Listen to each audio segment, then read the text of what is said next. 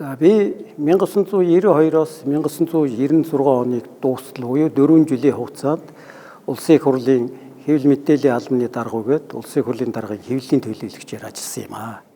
Манай алба төчин хилтэс газрын зохион байгуулалтаа манай алба дотроо төрийн мэдээлэл эмхэтгэлийг гаргадаг ийм үүрэг бидэнд ирсэн юм байгаамаа.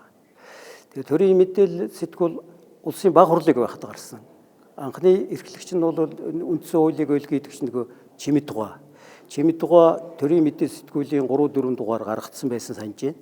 Тэгээд шинэ парламент Монголын түүхэнд анх үндсэн хуулийн дагуу анхны парламент бий болоод улсын их хурлын тамгын газар бүрэлдэхэд одоо манай албыг шинээр бий болгож бидэнд энэ сэтгүүлийг гаргах ийм үүргийг оногдуулсан юм. Тэр үеийн 4 жилийн хурлыг би их сайн санаж байна. Манай улсын их хурлын тамгын газрын ерөнхий нарийн бичгийн дарга Пүүлж Эренцэнд орж ирж хүн байсан. За их хурлын дарга маань бол Нацгийн баг байна. Орлогт дарга нь бол Гомбожуу дарга, ардын их хурлын даргуугээд зөвл улсын их хурлын дэд дарга байсан. Энэ хүмүүсийн шууд тусалцаатайгаар бид орно хэвлэл мэдээллийн хариуц ажилласан ийм ухаантай хүн юм байгаа. Ингэж их хурл одоо энэ мэдээллийн сэтгүүлтэй холбогдсон.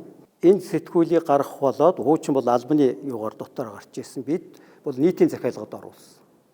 Өөрөөр бол улс орон даяар одоо захидаг, уншдаг их гүйлгээтэй сэтгүүл байсан.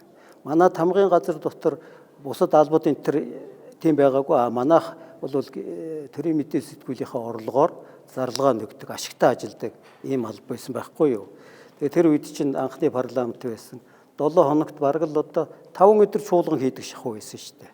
Тэгэл өглөөнөөс орой шөнийн 10-11 хүртэл чуулган үргэлжилдэг юм байсан. Энд би нэг тоо хэлье гэж бодож байна. 1992-оос 1996 онд ажилласан улсын их хурл одоо эрх зүйн шинэ үндсэн хуулийг эцүүлж Монголын бүх хуулиудыг шинжилээр гаргасан ийм үүрэг хүлээсэн 4 жил шүү дээ.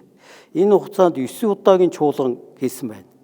9 удаагийн чуулганаар 369 хууль баталж 374 тогтоолыг улсын ихээс гаргасан байдаг. Улсын их хурлаас гаргасан бүх хууль тогтоолуудыг цаг алдалгүй яг захиалсан хугацаанд нь Монгол улсын 21 аймаг 330 сум Улаанбаатарын 9 дүүргэнд бүгд захиалж уншдаг юм байсан. Маш их хэрэгцээтэй сэтгүүл байсныг би онцолж хэлмээр байна. Тэгээд бид дарга нартайгаа ярьж зөвлөж жагаад тухайн үед тэр хуулийг, тэр тогтоолыг санаачилсан улсын их хурлын гишүүнээр заавал одоо юм бичүүлж авдаг. Тэр нөгөө хуулиа тайлбарлахад илүү их хүрдэг.